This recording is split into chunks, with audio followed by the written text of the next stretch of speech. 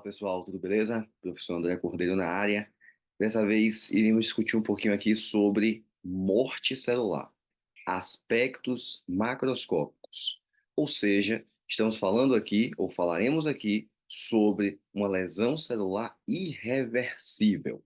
Já falamos anteriormente sobre como a célula tenta se adaptar a algum tipo de agressão, e agora veremos o que acontece quando não é possível essa adaptação. Então, se você tem dúvidas sobre esse assunto, é o vídeo que você precisa assistir. Então, deixa seu like, se inscreve no canal e também compartilhe esse material com seus colegas. Vem comigo.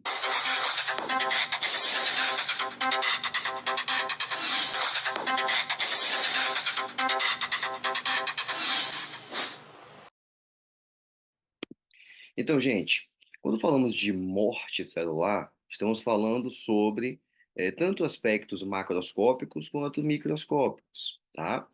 E esse tipo de lesão celular, seja ela uma lesão por apoptose ou, né, por necrose, envolve alguns detalhes que veremos nesse vídeo. Normalmente, existe uma divisão em relação a essas lesões que você pode chamar e visualizar como alterações, né, com coloração ficar esbranquiçada, um aspecto hemorrágico, um aspecto de massa de queijo, de goma, de semifluido. Isso corresponde a cada tipo de necrose. E o que é que pode gerar essa necrose? O que pode gerar esse dano celular? Isquemias, infecções e reações inflamatórias. Tudo isso pode ser agressão à célula e, consequentemente, desencadear um processo de lesão irreversível. E a necrose? O que basicamente é a necrose? O que acontece na necrose? Então, existe ação degradativa progressiva de enzimas. Então, basicamente, na necrose, existirá um aumento da atividade lisossômica. Então, os lisossomos, eles tendem a degradar aquele tecido que está sofrendo um processo de lesão. Além disso, existe uma desnaturação proteica. Então, pode existir durante a necrose um descolamento dos ribossomos. Então, basicamente, um processo aqui existe redução de energia por anóxia, por exemplo, por falta ali de oxigênio. Isso gera a produção de radicais livres, estimula a ação de enzimas líticas, tá? Então, por exemplo, de enzimas lisossômicas. Existirá ação direta sobre as enzimas, inibindo processos vitais na célula, e isso, consequentemente, gera agressão direta à membrana citoplasmática e ativação de uma série de complementos, né, de linfócitos para a região lesada. Na necrose, existem algumas, e também na apoptose, existem algumas alterações nucleares bem típicas, tá? A picnose, então veja que na picnose a tendência é que esse núcleo ele fique mais condensado, tá? Ele vai ficar muito mais visível. A cariólise, e na cariólise o que existe é basicamente um processo de degradação, então ele tende a ficar cada vez mais esbranquiçado, em algumas situações ele pode inclusive desaparecer. E a cariorrex, corresponde exatamente à fragmentação desse núcleo. Então veja uma situação aqui, ó. Paciente de 16 anos, hipertenso, tabagista, procurou atendimento médico por dor torácica. A principal hipótese diagnóstica para o caso clínico é de síndrome coronariana aguda. Antes de iniciar as condutas cabíveis, o paciente evoluiu com a PCR, sem sucesso na reanimação. Foi constatado o óbito e o paciente encaminhado para análise anatomopatológica. E dessa análise anatomopatológica veio exatamente, vamos pensar de forma macroscópica nessa imagem. E aí vem a pergunta: que tipo de necrose estamos vendo? Só para que vocês lembrem, existe a necrose coagulativa, liquefativa, caseosa, gangrenosa, tá? Gordurosa. Então, existe uma série de tipos de necrose e conseguiríamos, através de alguns aspectos, identificar qual o tipo que estamos aqui observando.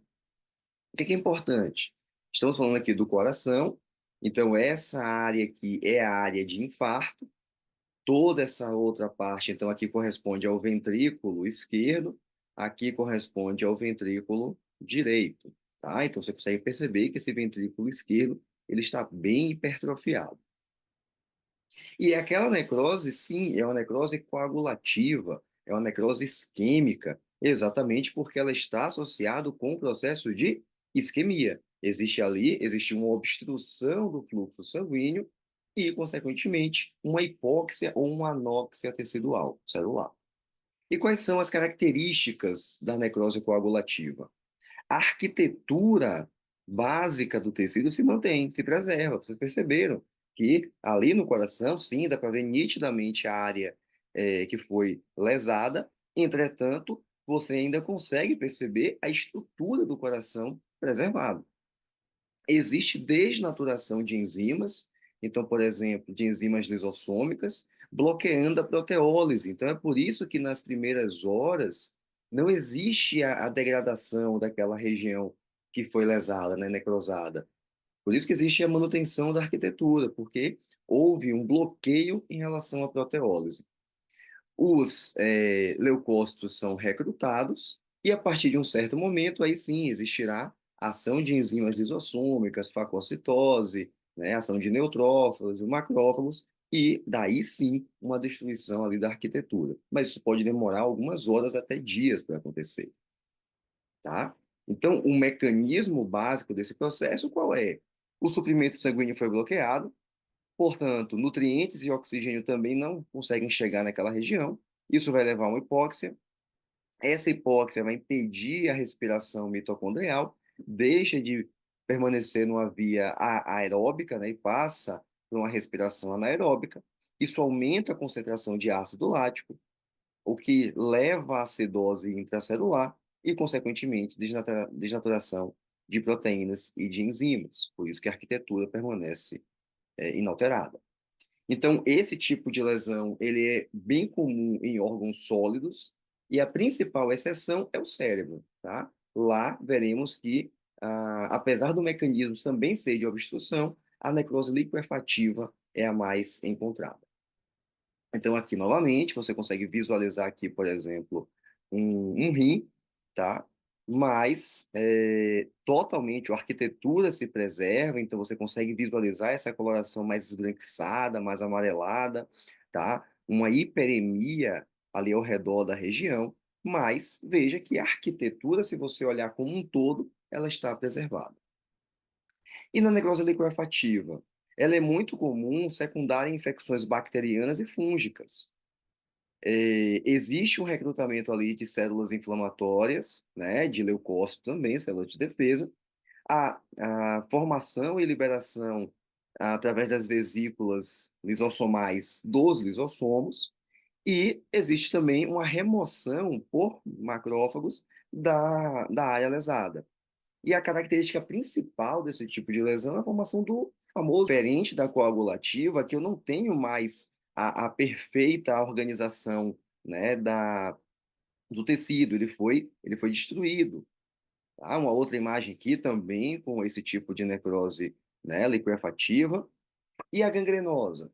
A necrose gangrenosa, ela pode estar associada com um processo tanto liquefativo quanto coagulativo.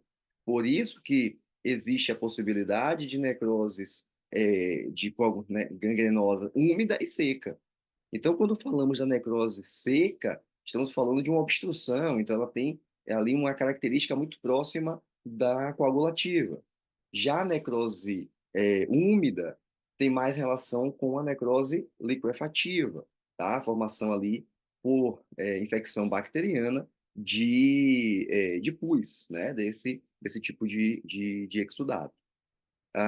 Então, ela pode envolver várias camadas do tecido, normalmente é uma lesão periférica. Então, aqui você consegue visualizar exatamente esse tipo de lesão acontecendo. E a caseosa?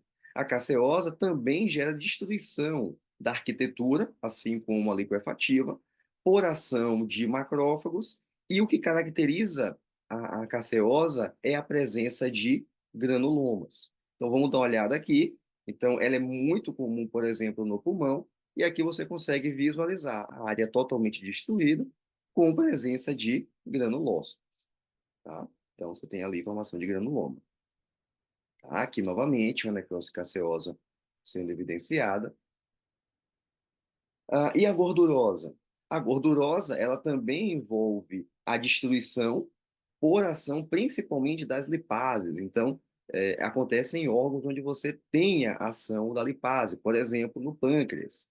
Então, o que que acontece nessa necrose gordurosa? Extravasamento de enzimas pancreáticas, tá? Esse extravasamento faz, né, gera uma liquefação da membrana dos adipócitos, lipases quebram os triglicerídeos, produção de ácidos graxos que se combinam com o cálcio e geram algo chamado de saponificação da gordura.